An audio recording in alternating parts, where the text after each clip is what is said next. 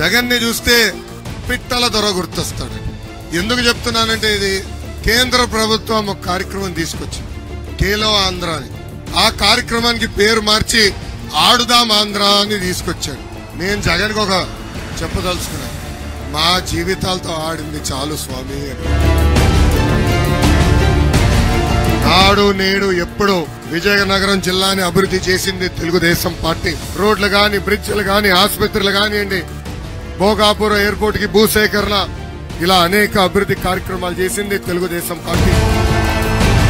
ఇక్కడ ఉన్న ప్రజల్ని, కార్యకర్తల్ని కోరుతున్నా, 2024లో తెలుగుదేశం జనసేన పార్టీ అభ్యర్థిని గెలిపించండి. పార్వతీపురంకి బైపాస్ రోడ్ వేసే బాధ్యత మేము తీసుకుంటాం. జంజావతి రిజర్వాయర్ పనులు పూర్తి చేస్తాం. ప్రతి ఇంటికి ఉచితంగా నీటి కుళాయి ద్వారా సురక్షితమైన తాగునీరు అందించే బాధ్యత తెలుగుదేశం జనసేన ప్రభుత్వం తీసుకుంటుంది.